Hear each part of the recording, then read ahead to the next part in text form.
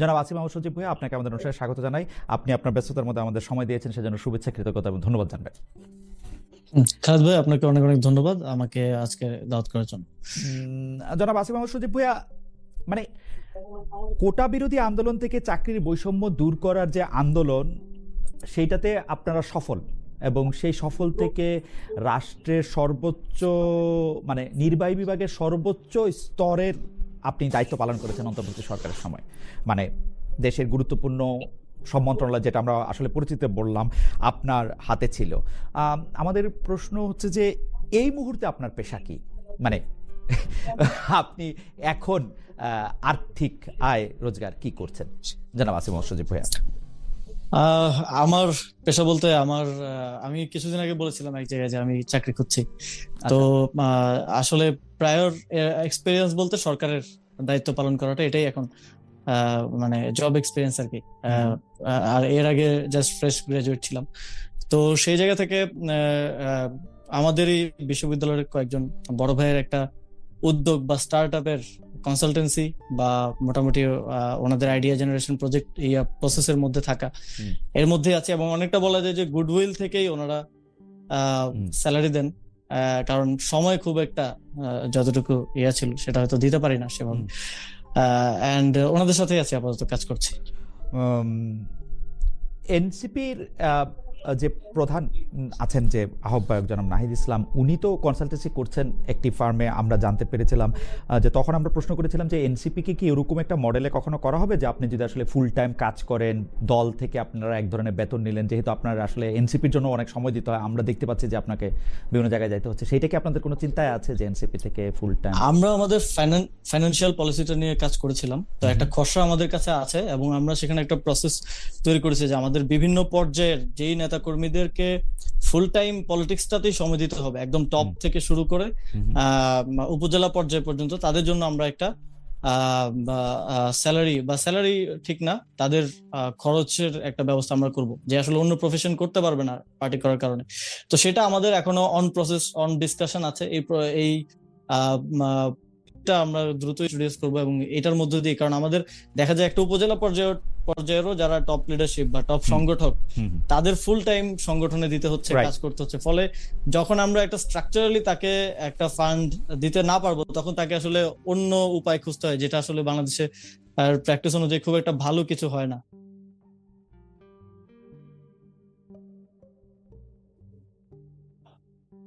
Sound আসছে না। আসিফ মাহমুদ সজীব ভাইকে আমাকে শুনতে পাচ্ছেন? হ্যাঁ, এখন শুনতে পাচ্ছি। জি, আপনি যখন উপদেষ্টা পদ থেকে পদত্যাগ করলেন, তখন আপনি ব্যাংক হিসাবটা আপনি প্রকাশ করেছেন। সেই ব্যাংক হিসাব অনুযায়ী মোট আপনার নিজের 2টি, বাবার 5টি, মা ও স্ত্রীর 1টি করে মোট 9টি ব্যাংক হিসাবে থাকা 15 লাখ টাকার তথ্য প্রকাশ করেছেন। আপনি কি আমাদের একটু বলবেন যে আপনার সেই সম্পদ বেড়েছে না কমেছে না আগের জায়গায় আছে, যদি আপনি বলতে চান, but it's up to you আর কি। না, এই হিসাব প্রকাশ করার পরে তো প্রায় 2 মাসের মতো হয়ে গেল। এই সময় খরচের কারণে আরো কিছু টাকা ব্যাংক থেকে উইথড্র করা হয়েছে, তো কমেছে আর কি। ওকে, আবির ভাই, আপনি একটু দেখবেন যে সাউন্ডের জন্য একটু দর্শকরা বলতেছেন যে সাউন্ডটা একটু ঠিক করা যাবে কিনা। যাই হোক, আমরা চেষ্টা করছি যে যাতে আমাদেরকে একটু, আমি একটু জোরে কথা বলি, সেজন্য একটু চেষ্টা করি। জনাব আসিফ মাহমুদ সজীব ভাই, গতকাল সংসদে নিজের এলাকার মহাসড়ক বড় করার দাবিতে সংসদে সোচ্চার হয়েছিলেন এনসিপির এমপি হাসনাত আব্দুল্লাহ। তিনি বলেছেন কাজ না হওয়ায় এলাকায় তিনি মুখ দেখাতে পারেন না। এই বিষয়ে গতকালই সাবেক উপদেষ্টা মাহফুজ আলম অভিযোগ করে ফেসবুকে পোস্ট দিয়েছেন। আপনার আরেকজন সহকর্মী, সহযোদ্ধা যদি আমরা এরকম বলি, তিনি সেখানে লিখেছেন, কোট, আজকে হাসনাতের সংসদে আকুতি দেখে মনে পড়লো যে রামগঞ্জ লক্ষ্মীপুর উন্নয়নের জন্য 4-5 জন উপদেষ্টার কাছে গিয়েও কোনো হেল্প পাইনি, তাদের সাথে কয়েকবার দেখা করেছি, ডিও লেটার দিয়েছি, সেসব লেখার সময় এখনো আসেনি। এতটুকু বলতে পারি যে একটি রাজনৈতিক দলের চাপে সিদ্ধান্তে উনারা আমার এলাকায় আমাকে কোনো সহযোগিতা করেননি। হাসনাত বলছেন এলাকায় মুখ দেখাতে পারবেন না, আর আমার মুখটা ঢেকে দিয়েছিলেন আমার সহকর্মীগণ, খোদা তাদের মঙ্গল করুন। জনাব আসিফ মাহমুদ সজীব ভাই, আপনি বরাবরই মানে বিভিন্ন বিষয়ে প্রশ্ন করা হলে সত্য কথা বলার জন্য আপনি বিখ্যাত বা খ্যাতিমান। আপনি কি একটু বলবেন ওই 4-5 উপদেষ্টা আসলে কে, আবার কোন দলের চাপে আসলে মাহফুজ আলমের এলাকায় এটি দেওয়া হয়নি? মানে আপনি একটু আমাদেরকে একটু লাইট দিবেন কিনা এই ব্যাপারে? না, এখানে আসলে হাসনাত ভাই যে রাস্তাটার কথা বলেছেন, সেই রাস্তাটার জন্য আমি নিজেও ডিও লেটার পাঠিয়েছিলাম। সেটা হচ্ছে আমাদের চট্টগ্রাম থেকে সিলেট যে রোডটা, খুবই ন্যারো একটা রোড, এবং এটা দিয়ে ট্রাক বাস সমানে চলাচল করে, এবং 2 বছর পর পরই রাস্তা নষ্ট হয়ে যায়। তো এটা ওয়াইডেন করার জন্য আমি নিজে ডিও লেটার দিয়েছিলাম, কিন্তু আনফরচুনেটলি আমলাতান্ত্রিক জটিলতা বলি বা হচ্ছে এটা হতে পারে এক একজন একভাবে রিড করতে পারে। এটা হতে পারে যে যে উপদেষ্টা দায়িত্বে ছিলেন তারও হয়তো ইয়া ছিল না। আবার সরকারি রোডস এন্ড হাইওয়েতে আমার জানা মতে যখন একটা রাস্তা ওয়াইডেনিং বা এরকম প্রজেক্ট নেওয়া হয়, ইট টেকস লট অফ টাইম। মানে আপনার এটা আগে প্ল্যানটা করতে হয়, পরের বছরের বাজেট অনুমোদন হয়, তারপর আসে। তো 1 বছর 1.5 বছর আমরা যে সময়টা ছিলাম, এটা খুবই ছোট সময়ে একটা রোডস এন্ড হাইওয়ের একটা রাস্তা ওয়াইডেনিং করা বা বড় করার জন্য। তো এটা হতে পারে অসহযোগিতা, হতে পারে আমলাতান্ত্রিক জটিলতা, কিংবা সময়ের একটা টাইম কম থাকার কারণে হয়নি। এটা এক একজন এক একভাবে রিড করতে পারে। আমার জায়গা থেকে আমি এভাবেই দেখেছি যে এটা টাইমের কারণে হয় নাই। যে রাস্তাটার কথা আসনাদ ভাই বললেন, এটা এখন আমার মনে হয় যে বাস্তবায়ন করা সম্ভব। বাট মাহফুজ ভাই ঠিক কাদের কথা বলেছেন এটা আমার জন্য আসলে আমার কাছেও পরিষ্কার। মাহফুজ সাহেব, আপনার কাছে এসেছিলেন কিনা? কারণ এইটা আমরা এরকম প্রায় শুনতাম যে আপনি যা বলেন তাই হয় এসব ক্ষেত্রে, আপনি যেখানে যেটা বরাদ্দ দেন বা যেখানে যেটা সিদ্ধান্ত দেন সেটা তাই হয়। মানে সরকারের ভিতর থেকেও শুনতাম, বাইরে থেকেও শুনতাম। মাহফুজ সাহেব, আপনার কাছে এসেছিলেন কিনা মানে এই ব্যাপার? না, আসলে এটা তো কাজের পরিধি আছে। যেমন হাসনাত ভাই যে রাস্তাটার কথা বলেছেন, সেটা রোডস এন্ড হাইওয়ে মিনিস্ট্রির আন্ডারে। তো সেটা কোনোভাবেই উপায় নাই যে আমি স্থানীয় সরকার উপদেষ্টাকে বললে সেটা সমাধান হবে। আবার আমার অধীনে যেটা ছিল সেটা হচ্ছে লোকাল রোডস, ব্রিজ, কালভার্ট।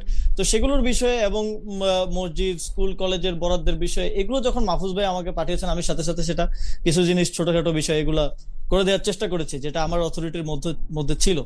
তো এটা আসলে এটা এক ধরনের পারসেপশন বাইরে তৈরি করা হয়েছে যে ছাত্ররাই সবকিছু করে, ছাত্ররাই সকল ক্ষমতার অধিপতি। আসলে এরকম না। এই সরকারে যতক্ষণ পর্যন্ত ছাত্রদের একটা খুব প্রয়োজন ছিল, যখন মাঠে বারবার আন্দোলন হচ্ছে, বিদ্রোহ হচ্ছে, এগুলো ঠেকানোর জন্য ছাত্রদের প্রয়োজন, ততক্ষণ পর্যন্ত ছাত্রদের একটা অথরিটি ছিল বা দেয়া হয়েছিল। যখন সেটা মোটামুটি আমরা ম্যানেজ করতে সফল হই, তখনই দেখা গেছে সরকারে আরো বিভিন্ন এস্টাবলিশমেন্ট বলি বা বিভিন্ন গ্রুপ বলি, তারা সরকারের কন্ট্রোল বিভিন্ন সময় এক এক দিকে এক এক সময় গিয়েছে। আপনার সাথে আগের আলোচনায় আমি বলেছিলাম যে এই ক্ষমতার কেন্দ্রটা এক জায়গায় ছিল না, এটা বিভিন্ন সময় বিভিন্ন দিকে গিয়েছে। না, এটা আপনি আগে বলেছেন এবং আমি আপনার কথা অনেকগুলি জায়গায় কোট করেছি। আমার স্পষ্ট মনে আছে যে আপনার বিরুদ্ধে যখন অভিযোগ করা হলো যে আপনি উত্তর ঢাকার প্রশাসককে আপনি এককভাবে নিয়োগ দিয়েছেন, আপনি আমার অনুষ্ঠানে সেই স্পষ্ট বলেছিলেন কিন্তু যে এটা উপদেষ্টা পরিষদের সম্মিলিত সিদ্ধান্ত। কিন্তু তার আগে আমার উপদেষ্টাদের সাথে কথা হয়েছে, যিনি মুখপাত্র ছিলেন সরকারের প্রেস সচিব, উনিও কিন্তু এই ব্যাপারটা চেপে গিয়েছেন, বলেন নাই, বরং আপনার কথাই বলেছেন যে আপনি এটা করেছেন। তো সেইটা আপনি বলার পরে আমি কিন্তু অনেককেই জানতে চেয়েছি যে এইটা কিরকম কথা হলো। হাওয়েভার আমি কিন্তু ভালো উত্তর পাই নাই, যে মানে এটার পরিষ্কার উত্তর পাই না। আপনি কি এই সম্পর্কে কিছু বলবেন যে বেশিরভাগ সিদ্ধান্তের ক্ষেত্রে বলা হয়তো যেটা আসিফ মাহমুদ সজীব ভাই করছেন? না, এটা দুঃখজনক যে আসলে এই সরকারের অনেকেই দায়িত্ব নিতে চায় না। যেমন বিএনপি সরকার একটা খারাপ কাজ করলো, পলিটিক্যাল গভর্নমেন্ট হতে সে তার দায়িত্বটা নিয়ে নেয়। আমাদের যে সরকার ছিল অনেকেই একটা যে এটা আমি দায়িত্ব নিতে গেলে আমার উপর কোনো কনসিকুয়েন্স আসে কিনা, তো এই সাহসিকতাটা দেখানোর এটার একটা অভাব আছে। তা আমি এটা স্পষ্টই বলেছি এবং এটা আমি চ্যালেঞ্জ করেই বলছি যে ঢাকা উত্তর সিটি কর্পোরেশনের যে প্রশাসক নিয়োগ দেওয়া হয়েছিল সেটা সিদ্ধান্তটা ক্যাবিনেটে হয়েছিল, এবং সেদিন আমি নিজেও ক্যাবিনেট মিটিং এ উপস্থিত ছিলাম না। সেটা একজন উপদেষ্টা তার নাম প্রস্তাব করেছিলেন এবং প্রস্তাবের ভিত্তিতে ক্যাবিনেটের সিদ্ধান্ত হয়েছিল। আমাকে সেটা বাস্তবায়ন করতে বলা হয়েছিল, আমি সেটা বাস্তবায়ন করেছি। এবং স্বাভাবিকভাবেই একটা সরকার যখন এত বড় ডিসিশন হয়, যে এখন বিএনপি প্রশাসক নিয়োগ দিচ্ছে, এটা কি প্রধানমন্ত্রী কনসার্ন ছাড়া হচ্ছে? এটা কি শুধু অত্র মন্ত্রণালয়ের মন্ত্রী কিংবা প্রতিমন্ত্রী একা তো দেওয়ার তার সুযোগ নাই। এগুলো সাধারণত বড় সিদ্ধান্ত। একজন প্রশাসক সাধারণত একজন মেয়র, মন্ত্রী পদমর্যাদার হয়। এই পর্যায়ে নিয়োগ, এবং এই যে দেখেন নিয়োগটা কিন্তু আমার স্বাক্ষরে হয় নাই, নিয়োগটা কিন্তু আমাদের এখান থেকে ফাইল গেছে, মাননীয় প্রধান উপদেষ্টার স্বাক্ষরেই হয়েছে। সুতরাং এটা সেখানকার তাদের কনসার্ন না থাকলে এটা তো এখন বলতে পারবে না যে না দেখে স্বাক্ষর করেছে বা এরকম কিছু। কিন্তু একটা ব্যাপার আছে যে কেউ দায় নিতে চায় না, বা এই ধরনের একটা ব্যাপার আছে। এটা তো দায়ের প্রশ্ন না, যেখানে সব জায়গায় লেখালেখি হচ্ছে যে আপনি যেহেতু ওই মন্ত্রণালয়ের উপদেষ্টা, আপনার উপর যখন চাপানো হচ্ছে, এটা তো দায় নেওয়ার প্রশ্ন না। এটা তো ক্যাবিনেট বলবে যে আমরা সবাই মিলে এটা করছি, বা ডক্টর ইউনূস বলবে। এটা খুবই আমার কাছে খুবই বাজে উদাহরণ মনে হয়েছে। মানে এটা আমি আপনার কাছে কিন্তু প্রথম শুনেছি। আমার অনুষ্ঠানে এসে যখন আপনি বলেছেন বলেছেন। আমি যেটা প্রথম শুনেছি এবং আমি আশ্চর্য হয়েছি, আমি এটা ভেরিফাই করার জন্য আরো 4-5 জনকে জানতে চেয়েছি। না, এটা খুব দুঃখজনক। দেখেন, আমার প্রসেসটা যদি আমি বলি, ফাইলটা স্থানীয় সরকার মন্ত্রণালয়ে প্রসেস হয়েছে, কিন্তু সেটা পাঠানো হয়েছিল চূড়ান্ত অনুমোদনের জন্য প্রধান উপদেষ্টার দপ্তরে, এবং সেখান থেকে অনুমোদিত হওয়ার পরে কিন্তু নিয়োগটা হয়েছে। নিয়োগটা এমন না যে আমার এখান থেকে অনুমোদন দিয়ে নিয়োগটা হয়ে গেছে, তো সেখানে অবশ্যই সিদ্ধান্ত ছিল, সিদ্ধান্ত ছাড়া তো সেখান থেকে নিয়োগটা হওয়ার কথা না। এটা একটা কমন সেন্সের বিষয়, কিন্তু অনেক ক্ষেত্রে আসলে এই জায়গাগুলোতে আমরা স্বাভাবিক, আমি এটাকেও স্বাভাবিকভাবে দেখতে চাই। কারণ হচ্ছে এখানে যদি 20 জন উপদেষ্টা থাকে, 20 জন 20টা ব্যাকগ্রাউন্ড থেকে এসেছেন, 20টা জায়গা থেকে এসেছেন, 20 জনের 20 রকম রাজনৈতিক বোঝাপড়া থাকতে পারে। উনারা এখন ক্ষমতায় নাই, উনাদের নিয়ে আমি কিছু বলতে চাই না, কিন্তু আমার কাছে মনে হয়েছে যে উনাদের আজকে না হোক কোনো না কোনো দিন ইতিহাসের খাতিরে এই প্রশ্নের উত্তর দিতে হবে, কেন উনারা এইটা বলেন নাই আরেকজন মানে ছাত্র উপদেষ্টার কথা বলে তাকে আসলে আমি আমি আমি ঠিক জানি না, মানে আপনার বিরুদ্ধে অনেক অভিযোগ থাকতে পারে, কিন্তু এই অভিযোগটা বা এই দায়টা আপনাকে কেন নিতে হয়েছে আমি এটা জানি না। মানে এটা আমি সবসময় যখনই যে উপদেষ্টাকে পাবো তা সবাইকে জিজ্ঞেস করবো, সাবেক উপদেষ্টাকে। হাওয়েভার না খালেদ ভাই, এখানে অনেক ক্ষেত্রে আসলে সরকারের ছাত্রদেরকে এক ধরনের সামনে রাখা হয়েছে, এবং এক ধরনের সামনে রেখে অনেক কিছুকেই ওভারকাম করার, ম্যানেজ করার চেষ্টা করা হয়েছে, এবং সেটার একটা রিপারকেশন আমরা দেখেছি একটা সময় যখন বিএনপি আমাদের পদত্যাগ চাইলো, এবং তারা মনে করলো যে এরাই অনেক কিছু মনে হয় করছে। কিন্তু এখন আমরা বুঝতে পারছি যে আসলে খেলোয়াড়রা কোথায় কোথায় ছিল এবং কারা কারা খেললো আর কি, অনেক কিছু না। আপনারা তখন মনে হয় নাই যে আপনার খেলোয়াড় খেলা যেগুলি আমরা এই সময় বলতেছিলাম, এবং সবচেয়ে বড় কথা কি জানেন, আমার কাছে মনে হয় আপনি যে এই মুহূর্তে যে কথাটা বলেন কিছুক্ষণ আগে, যে বিএনপি সরকার যা কিছু করে তার জন্য চূড়ান্ত অনুমোদনের জন্য তো পার্টির প্রধান বা দলের প্রধান বা সংসদের প্রধানকেই আসলে শেষ সিদ্ধান্তটা নিতে হয়। তো সেই ক্ষেত্রে আপনার কাছে মনে হয় না যে ডক্টর মোহাম্মদ যত খেলায় যত কিছু হোক, ডক্টর মোহাম্মদ ইউনূসই আসলে মানে হোয়াট ডু ইউ থিংক, যেহেতু 4 জন উপদেষ্টা 3 জন উপদেষ্টা ব্যাপারটা এরকম হওয়ার কথা না?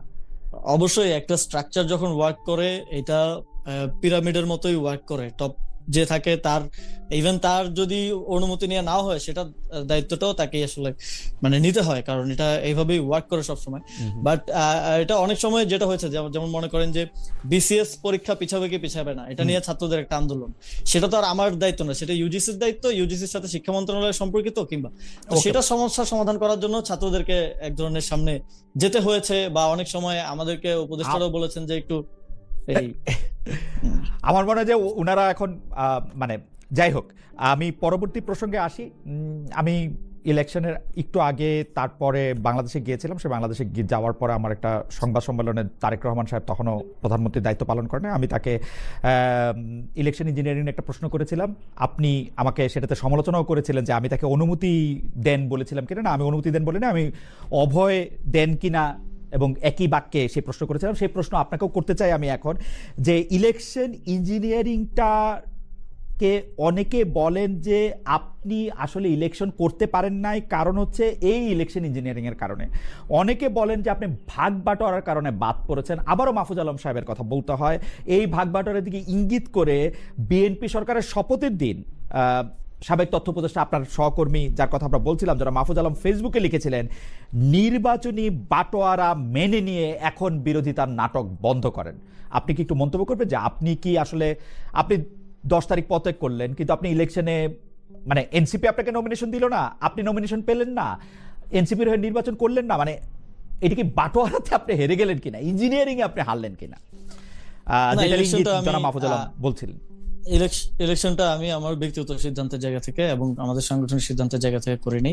এটার সাথে অন্য আমার কাছে যখন নমিনেশন জমা দেওয়ার ফাইনাল দিন হয়, তখন আমার মনে আছে আমার কাছে 3টা পার্টির প্রত্যয়নপত্র ছিল এবং একাধিক আসনের প্রত্যয়নপত্র তারা পাঠিয়েছিলেন আমি যদি জমা দিই। কিন্তু আমি তখন আমাদের পার্টির সাথে আলোচনা হয়, জোট গঠনকে কেন্দ্র করে পার্টির মধ্যে এক ধরনের ভাঙাগড়া এবং সবচেয়ে ক্রাইসিস মোমেন্টটা পার্টি তখন পার করেছে।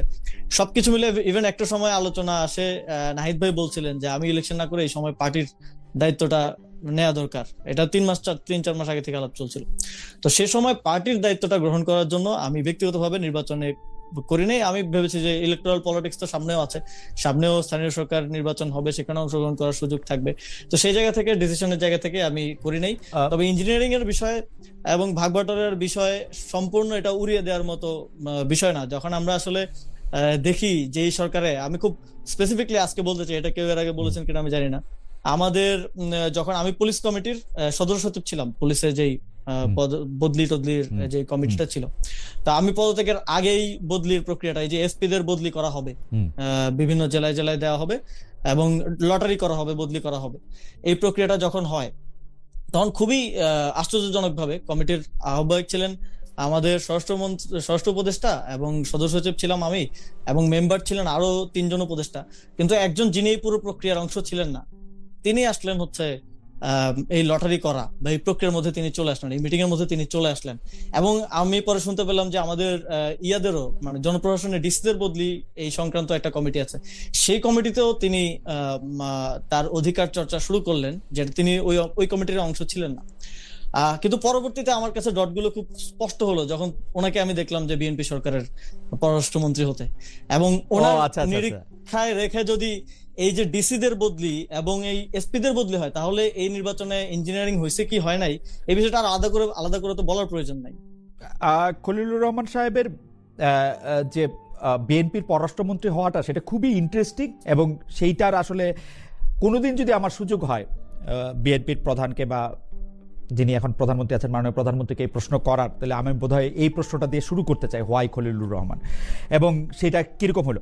কিন্তু মানে আমি আপনার কাছে যে প্রশ্নটা করতে চাই সেই প্রশ্নটা হলো যে আপনি যখন এই পুরো ব্যাপারটা বুঝতে পারতেছেন তখন আপনি সিদ্ধান্ত নিলেন যে আপনি আসলে ইলেকশন করবেন না, নাকি আপনি সিদ্ধান্ত নিলেন, কেউ কেউ বলে যে এনসিপি যে জামায়াতে ইসলামের সাথে জোট করলো সেই জন্য আপনি আসলে ইলেকশনে গেলেন না? অনেকে বলছিল যে আপনি চেষ্টা করছিলেন এনসিপি যাতে বিএনপির সাথে জোট করে, তো তাহলে আপনি ইলেকশনে যাবেন, এবং সেটাতে হেরে গিয়েই আপনি আসলে ইলেকশনে যান নাই। এই ব্যাপারটা একটু মন্তব্য করবেন, মানে এগুলি সবই কান কথা আর কি।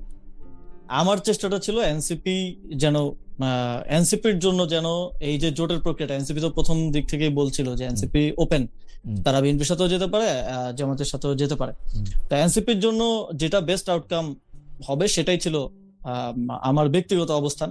এবং ইদার ওয়ে আলোচনা হয়েছে, বিএনপির সাথেও এনসিপির আলোচনা হয়েছে, জামাতের সাথেও এনসিপির আলোচনা হয়েছে, এবং জামাতের সাথে আলোচনায় এনসিপির জন্য একটা বেস্ট আউটকাম এনসিপির লিডারশিপের আমাদের তখন মনে হয়েছে, তো জামাতের সাথে জোটটা হয়েছে। এবং রাজনীতিটাকে আমি একদম কাঠখোট্টা ভাবে, হয়তো আপনি আমাদের আরেকজন সহযোদ্ধার নাম নিলেন, অনেকে হয়তো একদম কাঠখোট্টা ভাবে শুধু আদর্শিক জায়গা থেকে দেখে, আমি রাজনীতিটাকে একই সাথে আদর্শিক জায়গা থেকেও দেখি, আবার প্র্যাকটিক্যাল জায়গা থেকেও দেখি।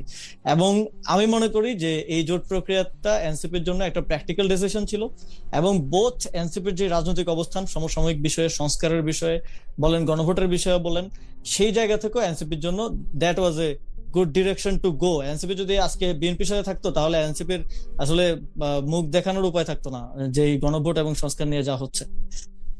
এনসিপি নারী নেতৃত্বের যারা গুরুত্বপূর্ণ তাদের অনেকে আসলে মানে সোশ্যাল মিডিয়াতে বলেছিলেন, অনেকে একদম প্রকাশ্যে বলেছেন যে তারা আসলে এনসিপির সঙ্গে আর থাকতে চান না, জামাতের সঙ্গে থাকার জন্য।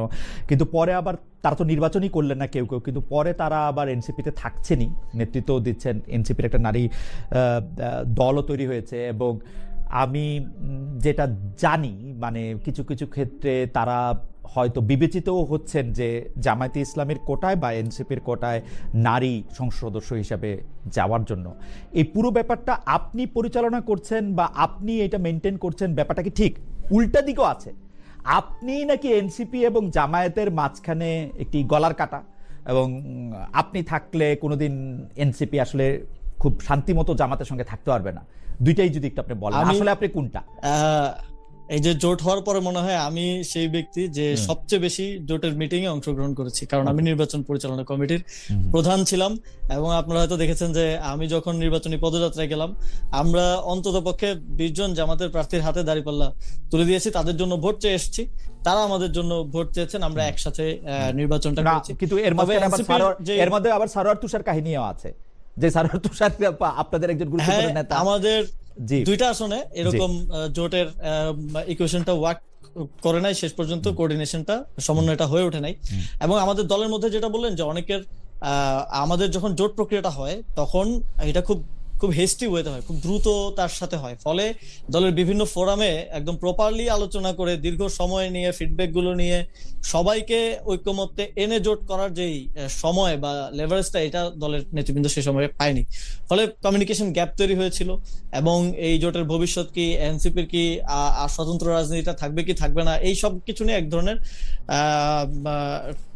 গ্যাপ এবং এক ধরনের ভুল বোঝাবুঝি সেই সময়টাতে ছিল।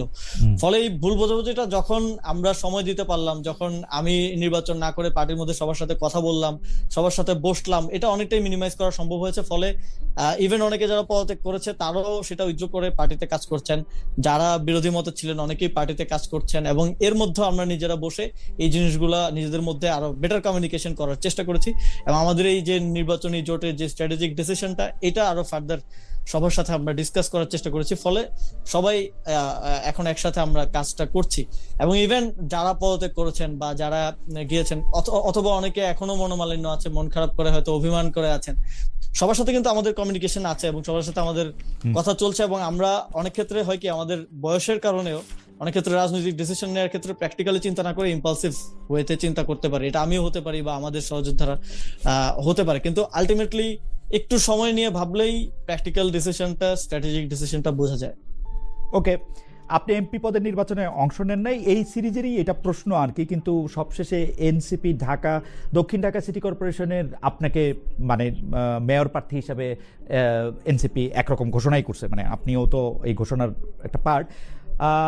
কিন্তু এইবার তো জামায়াতে ইসলামী আপনাদের সাথে না থেকে আরেকজন নিশ্চয়ই প্রার্থী দিবেন যদি তারা নির্বাচনে অংশগ্রহণ করেন, তো সেই ক্ষেত্রে জামাত এবং এনসিপির মধ্যে একটা বড় দূরত্ব তৈরি হবে কিনা, আপনি কি মনে করেন? নাকি এটা নিয়ে আলোচনা হয়েছে কিনা? এখন পর্যন্ত আমরা আসলে এই যে জুলাই সনদ, গণভোট, এই বিষয়গুলো নিয়ে খুব আমাদের রাজপথের কর্মসূচিও চলছে, আমাদের সভা সেমিনার চলছে, সংসদে আলাপ আলোচনা হচ্ছে, এগুলো নিয়ে আমাদের এখন পর্যন্ত আলোচনা হচ্ছে। আমরা অফিসিয়ালি লোকাল গভর্নমেন্ট ইলেকশন নিয়ে আলোচনা করতে পারি নাই এবং সঙ্গত কারণেই, কারণ এখন পর্যন্ত ডেট ঘোষণা হয় নাই, আমরা একটু আগেই পার্টি হিসেবে ঘোষণা করে দিয়েছি। এখন কারণ নির্বাচনের ডেট ঘোষণা হলে কিংবা কাছাকাছি একটা সময় আসলে হয়তো এই বিষয়ে আমরা ফাইনাল আলোচনা করতে পারবো। তবে এখন পর্যন্ত এনসিপি এককভাবেই স্থানীয় সরকার নির্বাচনে অংশগ্রহণ করার প্রস্তুতি নিচ্ছে। জোট হবে কিনা বা কোন পর্যায়ে হবে, কিভাবে হবে এই নির্বাচনে, সে বিষয়ে আমরা এখনো ফার্দার ফর্মাল কোনো আলাপ আলোচনা আমাদের সাথে জোট সঙ্গীদের হয় নাই। এটা আমরা করে তারপরে আমরা এটা ফার্দার বলতে পারবো আর কি। দর্শকদের প্রশ্ন একটা, জনাব আব্দুল আল মামুন বলছেন যে আসিফ সাহেবকে জিজ্ঞাসা করেন, তিনি যে বলেছিলেন সশস্ত্র বিপ্লবের জন্য প্রস্তুত ছিলেন, সেইটা তারা কোথায় বিপ্লবের ট্রেনিং নিয়েছিল এবং বাংলাদেশ সেনাবাহিনী কোনো কর্মকর্তা তাদের প্রশিক্ষণ বা সহযোগিতা করেছে কিনা? জনাব আসিফ সজীব। আমরা সশস্ত্র বিপ্লবের ঘোষণা দেওয়ার জন্য প্রস্তুত ছিলাম, কিন্তু সশস্ত্র বিপ্লব করার যেই প্রস্তুতি, যেটা আমরা দেখেছি যে রাশিয়াতে হয়েছে বা বিভিন্ন জায়গায়, সেটা আমাদের ছিল না স্বাভাবিকভাবেই। এবং আপনি যদি দেখেন 5ই আগস্টের 5ই আগস্ট আমাদের ছিল একটা ডু অর ডাই কল, এবং 5ই আগস্ট যদি আমরা সফল না হতাম তাহলে ওইটা ছাড়া আমাদের কোনো উপায় ছিল না। এবং আপনি দেখেন আমাদের মুক্তিযুদ্ধের আগে আমাদের এখানে কতজন মানুষ আসলে সশস্ত্র প্রশিক্ষণ নিয়েছিল, নাই, কিন্তু তাদের সে সময় মুক্তিযুদ্ধের ঘোষণাটা দিতে হয়েছিল, মানুষকে ডাক দিতে হয়েছিল যে যে যার যা আছে তা নিয়েই ঝাঁপিয়ে পড়তে হবে। এবং অন দা ওয়ে কিন্তু প্রশিক্ষণেরও ব্যবস্থা হয়েছে এবং অস্ত্রেরও ব্যবস্থা হয়েছে এবং সফলতাও এসেছে। তো এটা অনেকে ওই সশস্ত্র বিপ্লবের কথাটা নাহিদ ভাই বলেছেন, আমি বলেছি বিভিন্ন জায়গায়, ফলে অনেকে ধরে নিয়েছেন যে হয়তো আগে ভাগে অস্ত্র শস্ত্র বাসায় নিয়ে বসেছিলাম করার জন্য। এটা এরকম না, এটা অনেকটা মানে অভ্যুত্থানের ওই সময়কার ডিমান্ডের জায়গা থেকেই প্রস্তুতিটা ছিল। অস্ত্র প্রসঙ্গে আমাদের অনেকের কৌতূহল থাকে যে আপনি কি আপনার পিস্তলটা বা করেছেন কিনা, জমা দিয়েছেন কিনা, নাকি এটা এখনো আছে ওই কথার মতো আসিফ মাহমুদের লাইসেন্স? আমি উপদেষ্টা হিসেবে অস্ত্র জমা দিলেও লাইসেন্সটা রয়েছে কিনা, নাকি অস্ত্র আছে লাইসেন্সও আছে? আমি লাইসেন্সটা রাষ্ট্রের একজন নাগরিক হিসেবেই নিয়েছি এবং সেই হিসেবে আমার নিরাপত্তার স্বার্থে লাইসেন্সও আছে, অস্ত্র আছে। এই বিষয়ে সাধারণত 3 বছরের জন্য লাইসেন্স দেওয়া হয় আর কি। ওকে, আমরা পরবর্তী প্রসঙ্গের মধ্যে একটু যাই, যে সেটা হচ্ছে যে দর্শকদের আরেকটা কৌতূহল, মানে এটা আমি একটু প্যারাফ্রেজ করি, আপনি যদি একটু বলতেন যে আপনাকে নাকি দক্ষিণ ঢাকার মেয়র পদপ্রার্থী করা হয়েছে কারণ আপনি একজন ধনাঢ্য ব্যক্তি, আপনার প্রচুর টাকা রয়েছে এবং সেই টাকা দিয়ে আপনি দল সামলাচ্ছেন, মিটিং সামলাচ্ছেন, মিছিল সামলাচ্ছেন এবং এনসিপির মধ্যে আপনি সবচেয়ে বেশি প্রভাব বজায় রাখতে পারছেন কারণ আপনার অনেক টাকা। একটু আপনি মন্তব্য করবেন কিনা, যে আপনার দল করতে অনেক টাকা লাগছে কিনা? এটা একেবারেই যাই হোক, এই ধরনের অনেক পারসেপশন, অনেক কিছু বিগত 1.5 বছরে বিভিন্ন প্রোপাগান্ডা বিভিন্ন ইয়ার মাধ্যমে তৈরি করা হয়েছে। আমার বিরুদ্ধে স্পেসিফিকলি আমি বলবো, এবং আমি জানিও কারা করেছে এবং তারা কেন করেছে। তারা বিভিন্ন ক্ষেত্রে আমার কাজে আসলে তারা মনে করেছে যে তারা ক্ষতিগ্রস্ত হয়েছে বা তাদের স্বার্থটা সিদ্ধ হয়নি, ফলে এটা করেছে। তো বাট আমরা আমাদের দলের জায়গা থেকে এখন পর্যন্ত আমরা ক্রাউড ফান্ডিং দিয়ে চলি। আমরা গতকালকে একটা বৈশাখের প্রোগ্রাম করেছি, 10 জনকে ফোন দিছি যে ভাই কেউ 20,000, কেউ 15,000, কেউ 50,000 করে যার যার সাধ্য মতো টাকা দিয়ে আমরা এই খুবই কম অ্যামাউন্টে 1.5-2 লাখ টাকা দিয়ে একটা পহেলা বৈশাখের প্রোগ্রাম করেছি। তো এটা হচ্ছে রিয়েলিটি। যারা আমাদের সাথে আছে, আমাদের সাথে কাজ করছে, তারা আমাদের এই লিভিং রিয়েলিটিটা আসলে বুঝতে পারে। বাট ওভারঅল একটা পারসেপশন, নেগেটিভ পারসেপশন এটা তো তৈরি করা হয়েছে, দ্যাট ইজ ট্রু। এই নেগেটিভ পারসেপশনের মধ্যে আপনার কাছে কিছু মনে হয় যে, যেমন ধরেন মানে আমার কোথায় মনে হয় যে এই পারসেপশনটার ব্যাপারে আপনাদের আরেকটু, বিশেষ করে আপনার আরেকটু পরিষ্কার করা উচিত। কারণ একই সাথে নাহিদ ইসলাম ছিলেন উপদেষ্টা, মাহফুজ আলম ছিলেন উপদেষ্টা। নাহিদ ইসলাম সাহেব আর আপনার এখন একই দল হলে মাহফুজ আলম সাহেব আলাদা হচ্ছেন। তিনি বিভিন্ন সময়, এটা ডয়েচে ভেলেতে ইন্টারভিউ দেওয়ার সময়, ফেসবুকে স্ট্যাটাস দেওয়ার সময়, বিভিন্ন সময় তিনি আসলে এই বাটোয়ারা রাজনীতি, এত অল্প দামে বেচনা, এই সেই, এগুলি নানা ধরনের কথা আমরা তার মুখে শুনেছি।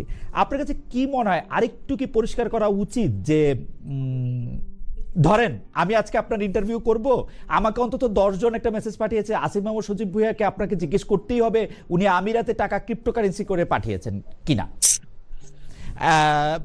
এই যে পারসেপশন, এবং আপনি আসলে শত শত সিদ্ধান্ত নিয়েছেন, যাদের আপনার পছন্দ তাদের ব্যাপারে আপনি সিদ্ধান্ত নিয়েছেন, স্থানীয় সরকারও ওই মন্ত্রণালয় থেকে, বিসিবির প্রসঙ্গে আমি একটু পরে আসছি, এগুলি থেকে আপনি সিদ্ধান্ত নিয়েছেন। এবং আপনার দলের লোকজন আজকে ভোর রাতে আপনাদের দল থেকে বের হয়ে যাওয়া একজন, মানে উনি তো আসলে হয়তো আমেরিকার টাইমটা জানেন না, উনি আমাকে ফোন করছেন শুধু এটা বলার জন্য যে আপনি কত টাকা কত জায়গা থেকে নিয়েছেন এবং কিভাবে ইচ্ছা মতো যাকে ইচ্ছা তাকে দিয়েছেন, যাকে ইচ্ছা তাকে দেন নাই। আপনি কি এই ব্যাপারটা আর একটু পরিষ্কার করতে পারেন কোনোভাবে? মানে আমি জানি আপনি এটা অনেকবার বলছেন, আবার একটু বলবেন কিনা?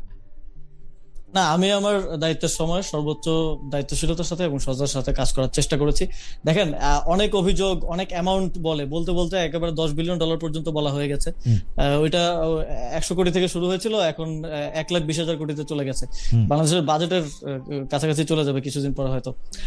কিন্তু দেখেন, একটা স্পেসিফিক, এই যে আপনি তো বললেন যে অনেক সিদ্ধান্ত নিয়েছি, অনেকগুলো কাজ করেছি, স্পেসিফিক তো বলতে হবে যে এই কাজটা আসিফ মাহমুদ করে এই জনকে আনডিউ কোন সুবিধা দিয়েছে এবং তার বিপরীতে সে টাকা নিয়েছে, এরকম স্পেসিফিক একটা অভিযোগ অন্তত টাকা না নিলেও এইটা কি সত্য যে আপনি হাসনাত আব্দুল্লাহর, মানে আমি হাসনাত আব্দুল্লাহ আমার খুব প্রিয়, আপনিও খুব প্রিয়, এইটা কি সত্য হাসনাত আব্দুল্লাহর এলাকায় আপনি বেশি কাজ করিয়েছেন যাতে হাসনাত আব্দুল্লাহ বেশি জনপ্রিয় হন?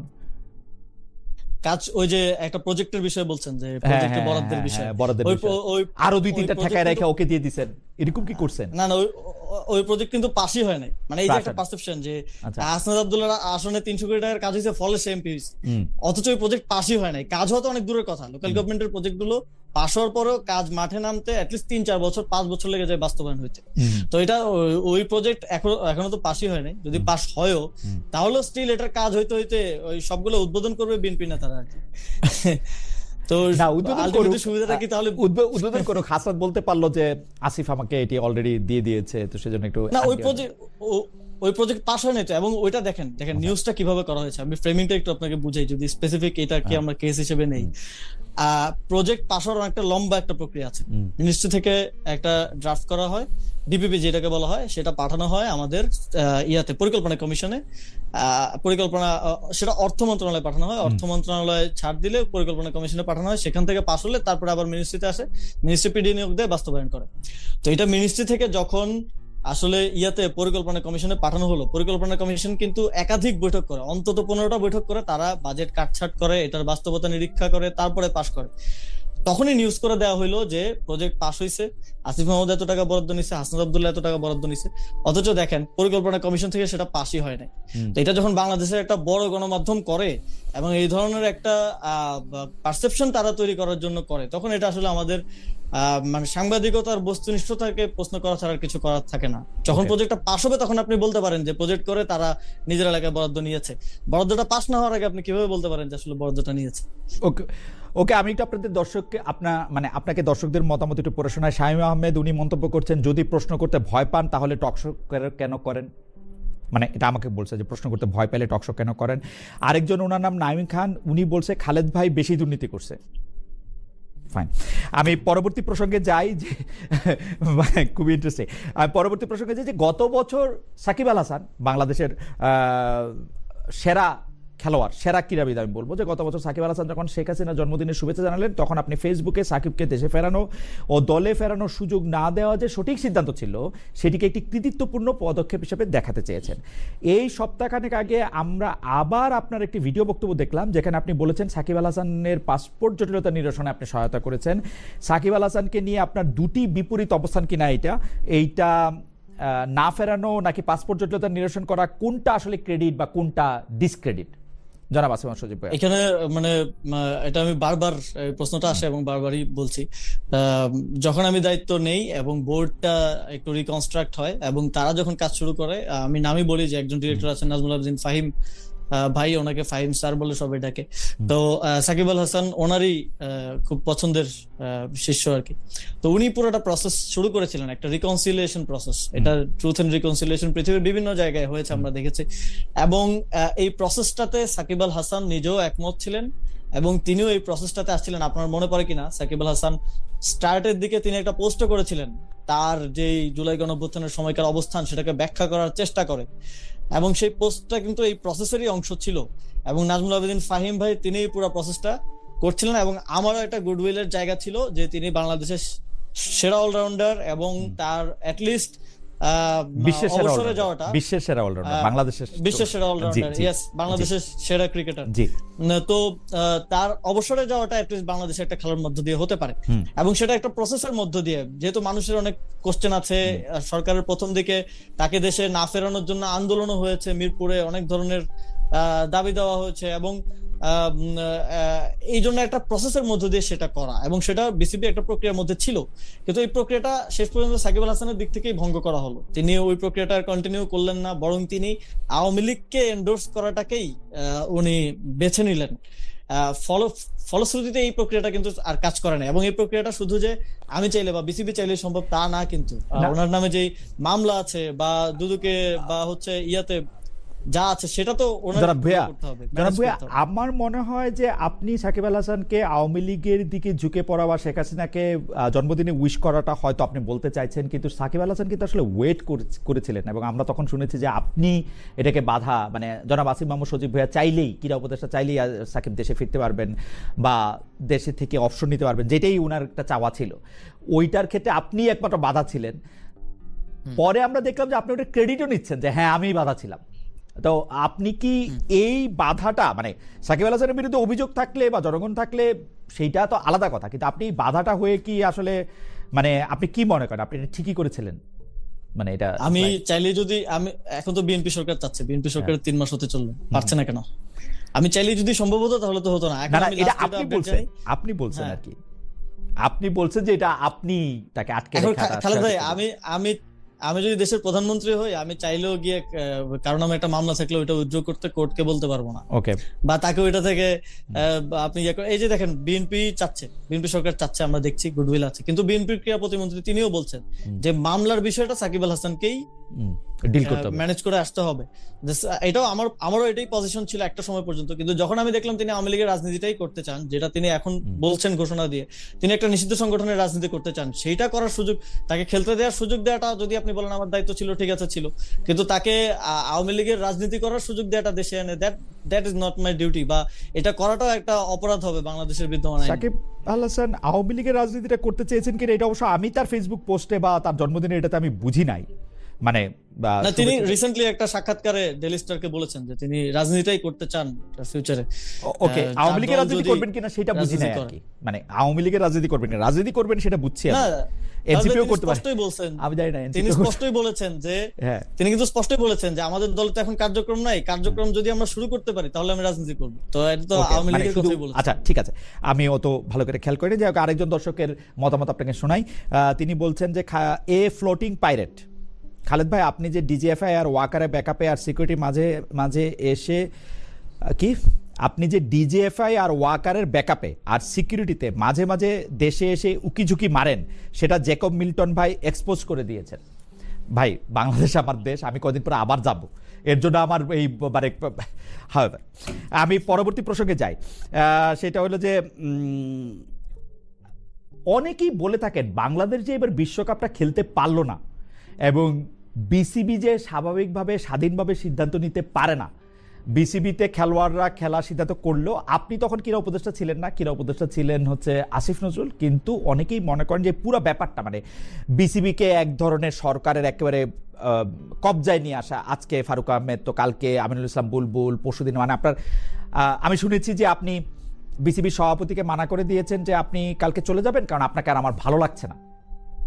এটা সম্ভব কারণ আপনি যেহেতু তাকে পরিচালক পদে বসিয়েছেন। আমিনুল ইসলাম বুলবুল সাহেবের সাক্ষাৎকার শুনেও আমার কাছে মনে হয়েছে যে উনি বিসিবি সভাপতি হয়েছেন কারণ আসিফ মাহমুদ সজীব ভুঁইয়া তাকে পছন্দ করেছেন, পিক করেছেন, হ্যান্ড পিক।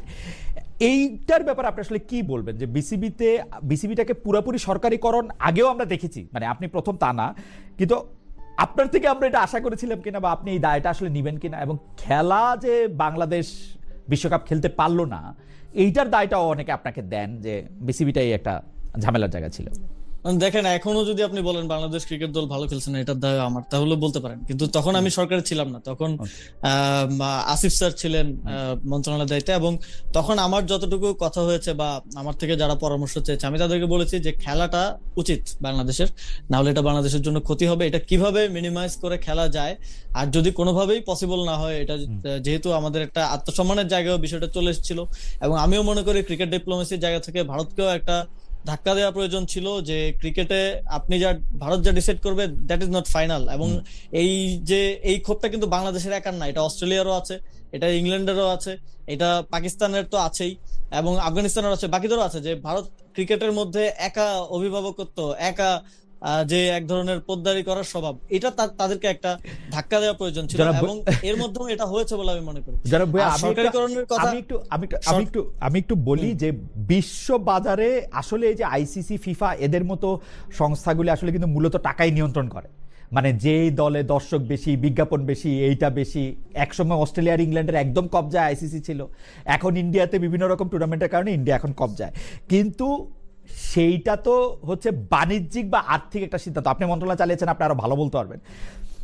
এই ক্ষেত্রে আপনি প্রসঙ্গটাতে আসছিলেন যে মানে এই বিসিবিকে একপাক্ষিক বা সরকারিকরণ করার ক্ষেত্রে আপনার ভূমিকাটা কি তখন এত বেশি জরুরি ছিল, যে বা আপনি হস্তক্ষেপটা যদি বলি, এবং সেই হস্তক্ষেপটা কেউ কেউ বলে থাকেন যে এই ভারতীয় আধিপত্যবাদ ঠেকানোর নাম করে বা অন্য কোনো নাম দিয়ে আপনি এটি করেছেন? না, দেখেন প্রসেসটা দেখেন। আপনি যখন ফারুক আহমেদ আসলেন তখন বিসিবিতে প্রেসিডেন্ট ছিল না, তো দায়িত্বরত উপদেষ্টা হিসেবে আমাকেই দেখতে হবে যে প্রেসিডেন্টটা কে হবেন এবং কিভাবে হবেন, প্রসেসটাও দেখতে হবে। আগের বোর্ডটা কিন্তু আমরা ভাঙতে পারিনি, বিএনপি সরকার এসে যদিও অনিয়মতান্ত্রিক ভাবে বোর্ডটা ভেঙে দিয়েছে, আগের বোর্ড কিন্তু আমরা ভাঙতে পারিনি। 15 জন ডিরেক্টর পালিয়ে গেছেন, 8 জন ছিলেন উপস্থিত, 10 জন ছিলেন, 2 জন পদত্যাগ করেছেন, আর 8 জন ছিলেন উপস্থিত। 8 জন দিয়ে আমাদের চালাতে হয়েছে। কারণ হচ্ছে এটা সরকার করতে পারে না, চাইলে তখন আমরা এই যে এখন নিয়ম বহির্ভূত ভাবে যেভাবে ভাঙা হইলো, এই প্রসেসে তো যাওয়া যেত। তো আমরা এই বিসিবির স্বায়ত্তশাসনটা ধরে রাখার মধ্য দিয়েই রিফরমেশনটা করতে চেয়েছি। ফলে সরকারের যেই দুইজনকে মনোনয়ন দেওয়ার সুযোগ আছে, সেই সুযোগটাকে কাজে লাগিয়ে ফারুক আহমেদ এবং নাজমুল আবেদিন ফাহিমকে তখন বোর্ডের ডিরেক্টর করা হয়। বোর্ডের বাকি ডিরেক্টররা ভোট দিয়ে সেখান থেকে একজনকে প্রেসিডেন্ট করেন, এবং পরের বারও কিন্তু সরকারের যে মনোনয়নের যে সুযোগটা আছে সেটা কাজে লাগিয়েই কিন্তু পরের বারও বুলবুল সাহেবকে আনা হয়। তো কিন্তু এই যে সরকারিকরণ বা দলীয়করণ তো বলা যাবে না, কারণ আমার দলের বা আমার সম্পৃক্ত কেউই বোর্ডে আমার সময় আসতে পারে নাই বা আসার আগ্রহ দেখালেও আমি নীতিগত জায়গা থেকে, কারণ বিরাজনীতিকরণটা ছিল আমার একটা মোটো স্পোর্টসে ডিপলিটিসাইজেশন, সেই জায়গা থেকে কাউকে আসতে সাপোর্ট করি নাই, কিংবা কাউকে আসার ক্ষেত্রে আমি বাধা দিয়েছি বা তাদেরকে অনুৎসাহিত করেছি। সরকারিকরণের সেটা আমরা এই ডিউ সরকারের যতটুকু এখতিয়ার আছে সেই এখতিয়ারটা কাজে লাগিয়ে ডিউ প্রসেসের মধ্য দিয়ে সেটা করা হয়েছে। এটা এমন না যে বোর্ডের উপরে চাপিয়ে দেয়া, জোর করা, এবং সেটা আইসিসির সাথে কমিউনিকেশনের মাধ্যমে প্রপার প্রসেসের মধ্য দিয়েই করা হয়েছে, এবং সরকারকে তখন ডিসিশন নিতে হতো। ডিসিশন না নিলে বোর্ড খালি পড়ে থাকতো, বোর্ডের প্রেসিডেন্ট পালিয়ে গেছে, প্রেসিডেন্ট পদত্যাগ করেছে। তো এটা তো থাকতে পারে না। আপনি যখন সরকারে থাকেন, ইউ হ্যাভ টু গভর্ন, মানে you have to take decisions. বিসিবির ইলেকশনটা মানে সর্বশেষ ইলেকশনটা যেটার ক্ষেত্রে সেইটা সম্পর্কে আপনি আসলে কি বলবেন, যে মানে বিসিবির ইলেকশনে যেটা এইটা বিসিবির প্রথম ইলেকশন যেটা একদম 100% অ্যাজ পার বিসিবির কনস্টিটিউশন এন্ড আইসিসি গাইডলাইন অনুযায়ী হয়েছে। বিসিবিতে এর আগে একবারও আইসিসির গাইডলাইন এবং বিসিবির যে কনস্টিটিউশন আছে সেই কনস্টিটিউশন অনুযায়ী ইলেকশন হয় নাই। এর আগে যতবার কাউন্সিলর আসছে, আওয়ামী লীগ যখন ক্ষমতা ছিল তখন আওয়ামী লীগের জেলা সভাপতিকে কাউন্সিলর করে পাঠানো হয়েছে, বিএনপি যখন ক্ষমতা ছিল তখন বিএনপি জেলা সভাপতিকে কাউন্সিলর করে পাঠানো হয়েছে, যখন স্বৈরাচারের ছিল তখন তাদের পছন্দের লোককে না, সেইটাও নিয়মের মধ্যেই করা হয়েছে, নিয়মের বাইরে না। মানে না, সেটা আপনি যে নিয়মের মধ্যে করতেছেন, এইবারের সাথে পার্থক্য হচ্ছে যে করা হয় নাই খালেদ ভাই, নিয়মের মধ্যে সেটা নিয়মের মধ্যে করা হয় নাই। কারণ আমি বলি, বিসিবির কনস্টিটিউশনে লেখা আছে যে আপনি স্পোর্টস কমিটির বাইরে কাউকে আপনি কাউন্সিলর করতে পারবেন না। তো যে জেলার সভাপতি আওয়ামী লীগের বা বিএনপির, সে তো স্পোর্টস কমিটির কেউ না, তো তাকে তো কাউন্সিলর করা হয়েছে, বাট সেটা কেউ চ্যালেঞ্জ করে নাই তখন, আর বা চ্যালেঞ্জ করার সাহস পায় নাই।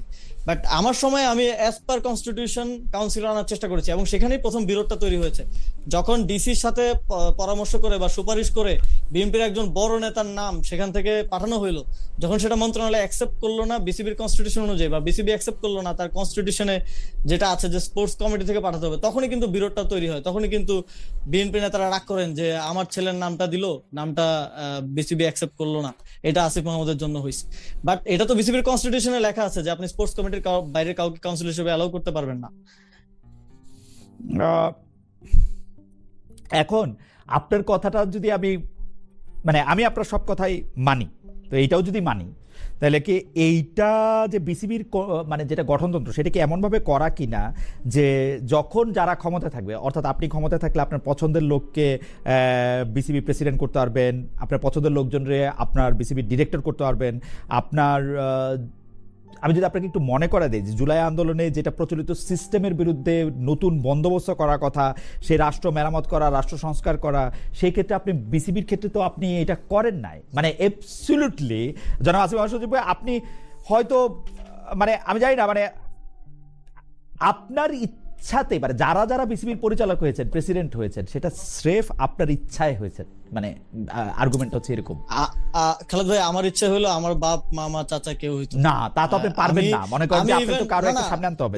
ইভেন না হইছে না, বাপ ছেলেরা হইছে না, বাপের দোয়া কমিটি হইছে না। আপনি দেখেন, আমি যখন ফারুক আহমেদ যখন আসেন, আমি ইভেন আপনি তামিম ইকবালকে যদি কখনো জিজ্ঞেস করার সুযোগ হয়, তাকে জিজ্ঞেস করবেন যে তাকে ফোন দিয়ে আমি জিজ্ঞেস করেছিলাম কিনা যে ভাই, who will be the best choice for BCB now, and he said Faruk Ahmed's name, and আরো 10টা লোক যারা স্টেক হোল্ডার, তাদের সাথে আলোচনার ভিত্তিতে আমি সিদ্ধান্তগুলো নিয়েছি। এটা কোনো অটোক্রেটিক ওয়েতে আমি ডিসিশনটা নেই নাই, স্টেক হোল্ডারদের সাথে প্রপার কাউন্সেলিং এবং আলোচনার মাধ্যমে ডিসিশনটা আমি নিয়েছি সে সময়।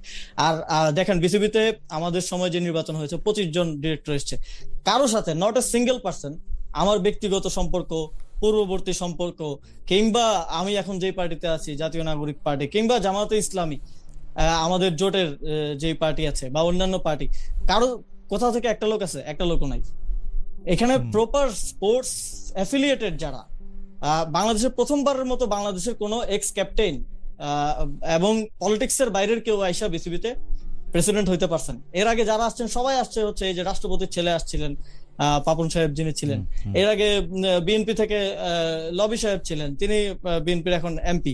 তো সবসময় রাজনৈতিক ব্যক্তিরা ছিলেন। প্রথমবার আমি প্রেসিডেন্ট, এই যে সিস্টেমের বিরুদ্ধে প্রথমবার আমি একটা প্রেসিডেন্ট সেট করেছি যে একজন খেলোয়াড়, একজন ক্রিকেট সংশ্লিষ্ট ব্যক্তি সেটা ঠিক করেছেন আপনি, মানে হিসাবে আপনার ঠিক করার কথা কিনা সেটা আমি বলতে চাইছিলাম। আপনি একজন মন্ত্রী, আপনি যদি এখন বিসিবির কে সভাপতি হবে সেটা ঠিক করে দেন। বিসিবির সিস্টেমটা তো হচ্ছে, গঠনতন্ত্রটা এরকম বলে যে ইন্ডিভিজুয়ালি পরিচালকরা নির্বাচিত হবেন, পরিচালকরা মিলে একজন সভাপতি বানাবেন, তাই প্রক্রিয়াটা অনুসরণ করা। পরিচালকরাই নির্বাচিত, মানে সেটা হচ্ছে যে আপনাকে দেখেন, আপনার কথা ফারুক আহমেদ, রাইট, ফারুক আহমেদকে ডিরেক্টর করা হলো, 10 জন পরিচালক কিন্তু ভোট দিয়েছেন, ভোট দিয়ে ফারুক আহমেদকে ডিরেক্টর থেকে প্রেসিডেন্ট করেছেন। বুলবুল ভাইকেও যখন প্রথম আগে ডিরেক্টর করা হলো মিনিস্ট্রি থেকে মনোনয়ন দিয়ে, তারপরে কিন্তু তাকে ডিরেক্টর থেকে প্রেসিডেন্ট করেছে পরিচালকরা ভোট দিয়ে, এবং এটা ওই ডিউ প্রসেসের মধ্য দিয়েই হয়েছে। ওকে, বাট আমার এগেনস্টে টাইট ছিল, ফলে তাদের এস্টাবলিশমেন্ট আছে, একটা সিন্ডিকেট আছে বিসিবিতে প্রচলিত, তারা 36 বছর ধরে বিসিবি চালাচ্ছে, 36 বছরের সিন্ডিকেট, বাবে চালায় তো ছেলে চালায়। তো তাদের এই সিন্ডিকেট যখন ভেঙে গেল, স্বাভাবিকভাবেই তাদের স্পোর্টস ইনফ্লুয়েন্সার বলেন, স্পোর্টস কন্টেন্ট ক্রিয়েটর বলেন, সবাই তাদের সাথে, কারণ তাদের নিজস্ব স্বার্থ জড়িত আছে এখানে। তো ফলে তারা এটা এত আওয়াজ তুলছে যে আপনারও মনে হচ্ছে যে এটা এই যে একটা পারসেপশন যে আসিফ হ্যান্ডপিক। আচ্ছা, এইটা তো আমরা আরো কিছু প্রসঙ্গ রয়েছে, সেই প্রসঙ্গে যাবো। শুধু আপনি একটি তথ্য আপনার জানা আছে কিনা, বিসিবি নাকি ঢাকায় মানে ইলেকশনের ঠিক আগে আগে ঢাকা ইউনিভার্সিটি ক্রীড়ার উন্নয়নে 2 কোটি টাকা দিয়েছে ঢাকা ইউনিভার্সিটি মাঠটার সংস্কার করার জন্য, এই কথা কি ঠিক? এটা কি আপনার জানা আছে? না, এটা আমার জানা নেই। আমি যতদূর জানতাম যে ঢাকা ইউনিভার্সিটি ডাকসুর পক্ষ থেকে সম্ভবত বিসিবি কে অ্যাপ্রোচ করা হয়েছিল এই ধরনের, এবং অ্যাপ্রোচ করা হয়েছিল, এবং সেখানে আসলে ঠিক ইলেকশনের আগে আগে 2 কোটি টাকা দেওয়া হয়েছে। আচ্ছা, যাই হোক, আপনি যেহেতু জানেন না সেটা নিয়ে আমরা কথা বলতে মানে পরে নিশ্চয়ই আপনি যখন জানবেন তখন কথা বলবো। একটা খুবই ইন্টারেস্টিং বিষয় নিয়ে আপনি, যদিও এটা নিয়ে একটু আলোচনা হয়েছে, কিন্তু তারপর আপনি একটু বলতে চাই, আপনারা একই ক্যাবিনেটে ছিলেন, আপনি এবং ডক্টর খলিলুর রহমান বা জনাব মাহফুজ আলম বা জনাব নাহিদ ইসলাম, তারা একই ক্যাবিনেটে ছিলেন। সেই সময় আমরা দেখতাম যে বিএনপি আসলে খলিলুর রহমান সাহেবের বিরুদ্ধে খুবই সোচ্চার। তারা আপনার পদত্যাগ যেমন চেয়েছেন, খলিলুর রহমান সাহেবের পদত্যাগও চেয়েছেন। আমরা দেখেছিলাম যে সেনাপ্রধান যিনি আছেন ওয়াকারুজ্জামান, তিনিও আসলে ঠিক প্রকাশ্যত তাকে কথা বলতে শোনা যায় না, কিন্তু কেন একজন মানে নিরাপত্তা উপদেষ্টা হঠাৎ করে কোত্থেকে আসলো, তার অনেক সিদ্ধান্তই তারা পছন্দ করেন নাই। সেটা পাল্টাপাল্টি বিভিন্ন ধরনের প্রেস রিলিজ বা প্রেস নোট বা আর্মি থেকে যে এটা দেয়, এটার নাম জানি কি, ওইটা আরে মানে 3 বাহিনীর যে আইএসপিআর তাদের বিভিন্ন রকম বাণী বা এটা দিয়ে অনেক সময় বোঝা গেছে। হঠাৎ করে কি হইল, মানে আপনি মানে কি হইলো যে দেখা গেল যে এখন ওয়াকার সাহেব ও সেনাপ্রধান আছেন, খলিল সাহেবও খুবই গুরুত্বপূর্ণ দায়িত্বে পররাষ্ট্র উপদেষ্টায় আছেন, এবং মানে আপনারা এটা আসলে কিভাবে দেখেন, মানে যে আমার পুরো এই প্রক্রিয়ার আমার পারসেপশনটা আমি বলতে পারি, হোয়াট ওয়াজ ফ্যাক্ট, এটা আমি হয়তো। আচ্ছা, তাহলে আরেকটু আগে থেকে বলেন, খলিল সাহেব ইন করলো কেমনে আপনাদের ক্যাবিনেটে, ওয়ার্ড মানে এই নামটা কোত্থেকে আসলো? না, আমি এটা সম্পর্কে আসলে খুব স্বচ্ছভাবে আসলে জানি না। আপনি কি খলিল সাহেব অ্যাপয়েন্টেড হওয়ার পরে জানলেন যে নতুন একজন আসছেন এখানে? হ্যাঁ, উনি অ্যাপয়েন্টেড তো হয়েছিলেন নিরাপত্তা উপদেষ্টা। অ্যাপয়েন্টেড হওয়ার পরে জেনেছেন? অ্যাপয়েন্টেড হওয়ার পরে জেনেছেন যে এরকম একজন আসছে? হওয়ার পরে আমি জানতে পেরেছি। কিন্তু আমার যেটা, বিএনপি যখন থেকে এই যে আমাদের 3 জনেরই তো পদত্যাগ ছিল, প্রথম মাহফুজ আলম, আসিফ মাহমুদ এবং খলিলুর রহমান। বিএনপি এটা চাওয়ার পেছনে একটা বড় হিস্ট্রি আছে। আপনিও হয়তো জানেন যে খলিলুর রহমান তিনি 2001 সালের যেই তত্ত্বাবধায়ক সরকার, সেই তত্ত্বাবধায়ক সরকারের প্রধানের পিএস হিসেবে দায়িত্ব পালন করেছেন। এবং অনেক কথা শোনা যায়, আমরা শুনি যে তখন বিএনপির ক্ষমতায় আসার পেছনে ওনার একটা ভূমিকা এবং বিএনপির সাথে একটা বোঝাপড়া আছে, যেটা পরবর্তীতে আমরা দেখেছি যে তারেক রহমানের সাথে তিনি পরবর্তীতে বিভিন্ন বিদেশ সফরে তিনি ছিলেন, 1 থেকে 6 এর যে টেনিওর বিএনপির সেই সময়টাতে। এবং ফলে তার ক্যাপাসিটি সম্পর্কে বিএনপির এক ধরনের ধারণা আছে, এবং হয়তো বিএনপি ভেবেছিল যে তিনি হয়তো তাদের এগেইনস্টে, বিএনপির এগেইনস্টে হয়তো কাজ করতে পারেন। সেই জায়গা থেকে তারা খলিলুর রহমান সহ আমাদের সকলের পদত্যাগ চেয়েছেন। কিন্তু পরবর্তীতে আসলে কি হয়েছে, কি ম্যাজিক হয়েছে এর মধ্যে আমি জানি না, যে আমরা ইভেন ইলেকশন না করা সত্ত্বেও পদত্যাগ করলাম। যার পদত্যাগ বিএনপি চাইলো তিনি এসে বিএনপির আসলে পররাষ্ট্রমন্ত্রী হয়ে গেলেন। এবং ইভেন যেটা আমি একটু আগে বলছিলাম যে এই যে পরিবর্তনগুলো সরকারের মধ্যে নির্বাচনের আগে, ইলেকশনের পূর্ব মুহূর্তে ডিসি এসপি এই প্রক্রিয়ার সাথেও তিনি আছেন, যেটা অনেকটা রহস্যজনক ছিল যে কিভাবে আছেন বা কি। তো এই সবকিছু মিলিয়ে এখন মনে হচ্ছে যে হয়তো কোনো একটা মেকানিজম হয়েছে সরকারের মধ্যে, যেটা পে অফ করেছে বিএনপি আফটার সরকারে আসার পরে, যেটা খলিলুর রহমানকে তারা পে অফ করেছে। আচ্ছা, আমি পরবর্তী প্রসঙ্গে যেতেছি যে এটা আসলে আমার জন্য, একজন সাংবাদিকের জন্য এটা চিরকালের একটা, মানে যতক্ষণ পর্যন্ত এই মিস্ট্রিটা সলভ না হবে বা মিস্ট্রিটা সম্পর্কে আরেকটু কিছু যারা এটাতে নিয়োগ দিয়েছেন, মানে আমি যদি ডক্টর ইউনূস সাহেবকে জিজ্ঞেস করতে চাইতাম বা পারতাম যে আপনি তাকে হাই রিপ্রেজেন্টেটিভ হিসেবে নিয়োগ দিলেন, রোহিঙ্গা বিষয়ক, তার রোহিঙ্গা বিষয়ক সাফল্য কি, উনি 12 তারিখে, আপনারা 12 তারিখ মানে আপনাদের সরকার, আপনি আগেই প্রত্যেক করেছেন 12 তারিখে নির্বাচন হবে, উনি 9 তারিখে গিয়ে একটা সিগনেচার করে আসছেন, একটা কি জানি বলে একটা চুক্তি। এগুলি কোনটা তার সাফল্য, যে সাফল্য দেখে মনে হইলো যে উনারে ছাড়া চলবে না, এগুলি আসলে জানার খুবই আগ্রহ হয় আমার না, সবসময়। এখানে আমার মনে হয় না খুব অফিসিয়াল কোনো সাফল্যের কারণে এটা হয়েছে, এটা ইন্টারনাল ডিলিংস এর কারণে হয়েছে, এটা পলিটিক্যাল আন্ডারস্ট্যান্ডিং, সেই অথবা জন্য- এখানে হয়তো সেই দেশি জন্য বিদেশি সেই অনেকের জন্য আমি একটু ইন্টারেস্ট থাকতে পারে। উৎসটা জানতে চাইতাম যে মানে মানে উনি হঠাৎ করে ঢুকে পড়লেন, মানে আপনিও তো একজন ক্যাবিনেটের মেম্বার ছিলেন, আপনি কি ক্যাবিনেট বৈঠকে প্রথম তারা আবিষ্কার করলেন যে একজন নতুন আসছেন যিনি ক্যাবিনেট বৈঠকে অংশ নিচ্ছেন এবং যিনি ডক্টর মোহাম্মদ ইউনূসের খুব ঘনিষ্ঠ? না, উনি ক্যাবিনেটে বসতেন না, উনি উপদেষ্টা পদমর্যাদায় ছিলেন। ক্যাবিনেট বৈঠকে বসতেন। ক্যাবিনেটে শুধু তারাই বসতেন যারা হচ্ছে মন্ত্রণালয়ের দায়িত্বে আছেন। নিরাপত্তা উপদেষ্টা থাকার উনি- সময় উনি বসেন নাই, মানে পরে তো ওনাকে না, যখন নিরাপত্তা উপদেষ্টা উনি- করা হলো, না ক্যাবিনেটে উনি বসেন উনি নাই। আমার জানা মতে শুধু একদিন উনি ক্যাবিনেটে ছিলেন, আচ্ছা, একদম একদিন। লাস্টের দিকে। ওকে, আমি পরবর্তী প্রসঙ্গে যাওয়ার আগে আরেকটা পড়ি। খালেদ ভাই, ইন্টারিম গভর্নমেন্ট আর ডক্টর ইউনূস আপনাকে 4 আনা দাম দেয়নি বলে আপনার একটা পার্সোনাল গ্রাজ কথার মধ্যে স্পষ্ট ফুটে ওঠে, দয়া করে নিরপেক্ষ সাংবাদিকতা করবেন, সালাউদ্দিন সাহেবের সাথে চেয়ার শেয়ার করেন। আমি এটা নিয়ে দুইটা কথা বলতে চাই। এখানে একজন সাবেক উপদেষ্টা বসে আছে, ডক্টর ইউনূস সরকার আমাকে দাম দিয়েছে কি দেয় না এটা উনার সাথেও আপনারা চেক করতে পারেন, ডক্টর ইউনূসের সাথেও চেক করতে পারেন যদি আপনাদের কোনো ক্ষমতা থাকে আর কি এটা বা তাকে রিচ করার। আর 2 নম্বর হচ্ছে সালাউদ্দিন সাহেবের সাথে আমি চেয়ার শেয়ার করি না, আমি এখানে এটা বলতেছি সালাউদ্দিন সাহেব আমার সাথে তার চেয়ার শেয়ার করেছেন। হয়, নেক্সট প্রসঙ্গে যাই। আমি ডিপ স্টেট নিয়ে একটু আপনাকে জানতে চাই যে ডিপ স্টেটটা মানে ডিপ স্টেট এই কথাটা আমরা অনেকভাবে অনেক রকমভাবে শুনি। আরেকটা কিন্তু এই শোনাটায় একটা সাংঘাতিক মাত্রা মানে যুক্ত করেছে যখন আপনি বলেছিলেন যে ডিপ স্টেট চেয়েছিল ডক্টর ইউনূস সরকার যাতে 2029 সাল পর্যন্ত ক্ষমতায় থাকে। এইটা আপনি স্বাধীনতা দিবসে আপনি একটা বক্তব্য বলেছেন, পরে অনেকবার আপনি অনেক প্রশ্ন করেছেন। আমি স্পেসিফিক প্রশ্ন করতে চাই, ডিপ স্টেট যদি চায় তাহলে আপনারা থাকলে মানে ডক্টর ইউনূস সরকার থাকতে পারলো না কেন? রাজি হয় নাই ডক্টর ইউনূস থাকতে? ডিপ স্টেট বা যাদেরকে আমি বুঝেছি তারা যেই শর্তে চেয়েছিল সেই শর্তে সরকার রাজি হয় না, বা এই শর্তে সরকার রাজি হয় নাই। এবং এই যে এই থাকার অভিলাষটা আমার মনে হয় না এই সরকার একটা বড় অংশের ছিল। এই যে 5 বছর থাকতে হবে, 6 বছর থাকতে হবে, একটা ট্রানজিশনাল গভর্নমেন্ট, একটা সংস্কারের গভর্নমেন্ট থেকে গিয়ে একটা মানে অটোক্রেটিক গভর্নমেন্ট হয়ে উঠতে হবে, এই জিনিসটার অ্যাবসেন্স এই সরকারের মধ্যে ছিল, এবং কমিটমেন্ট ছিল টুয়ার্ডস সংস্কার, বিচার এবং ডেমোক্রেটিক ট্রানজিশন। ডিপ স্টেট বলতে আমরা যেটা বুঝি, ডিপ স্টেট বলতে আমরা যেটা বুঝি সেটা হচ্ছে ধরেন সামরিক বেসামরিক আমলারা, মন্ত্রীরা, সাবেক বর্তমান যারা আসলে ক্ষমতার সামনে দেশি বিদেশি, হ্যাঁ দেশি বিদেশি ক্ষমতার সামনে নেই, ক্ষমতার পিছনে আছে, তো তারা শর্ত দিয়ে ডক্টর ইউনূসকে 2029 পর্যন্ত রেখে দিতে চেয়েছিল, এটাই আপনি বুঝাতে চেয়েছেন? হ্যাঁ, এবং শর্তগুলি কি ছিল? যে শর্তগুলি ছিল ডক্টর ইউনূস সাহেব থাকবেন কিন্তু দেশ চালাবেন ওনারা। হ্যাঁ, যেটা 1/11 সরকারের সময় হয়েছে, কিংবা এখনো আমরা দেখছি যে বিভিন্ন কিছু তখন আমাদেরকে যে বিষয়গুলো করার জন্য বলা হয়েছিল সেই বিষয়গুলোই একটা সরকার যখন বর্তমান সরকার যখন করছে, তখন আমি এটাও বলেছি যে এই যে 2/3 পাওয়া, এটার সাথেও ডিপ স্টেটের সম্পর্ক আছে, এটার সাথেও ইঞ্জিনিয়ারিং এর সম্পর্ক আছে। এবং ফলে আমি যখন দেখি যে যে বিষয়গুলো আমাকে বা আমাদেরকে বলা হয়েছিল যে এইগুলো হইলে আপনারা থাকতে পারবেন, এগুলো যখন এই সরকার এসব করে, তখন আমার কাছে এটা অনেকটা স্পষ্ট হয়ে যায় যে তাদের সাথে একটা বোঝাপড়ার মধ্য দিয়েই এই সরকারটা পরিচালিত হচ্ছে। দুই একটা বলবেন যে মানে যেটা দেখে আপনার কাছে মনে হচ্ছে যে এই যে ধরেন আমি যদি জাস্ট একটা এক্সাম্পল দিই, যে অ্যাসালামের পুনর্বাসন করা বাংলাদেশের আর্থিক খাতে, জাস্ট একটা এক্সাম্পল, এর বাইরে আরো অনেক কিছু আছে। এই একটা দিয়েই আমি অনেকটাই বুঝতে পারি যে ঠিক আছে, একটা আন্ডারস্ট্যান্ডিং তো আছে অবশ্যই। ওই সময় যে ডিপ স্টেট কাজ করতো তারা কি আপনাদের সাথে যোগাযোগ রাখতো? মানে আপনার সাথে কি দেখা হয়েছে, কথা হয়েছে বলে আপনি এখন বুঝতে পারেন? প্রশ্নটা কেন করতে চাই আমি বলি যে এনসিপি প্রধান নাহিদ সাহেব একবার বলেছিলেন যে ওসমান হাদিকে ডিপ স্টেট হত্যা করিয়েছে, সেই ডিপ স্টেট আর আপনার বলা ডিপ স্টেট কি অভিন্ন নাকি আলাদা?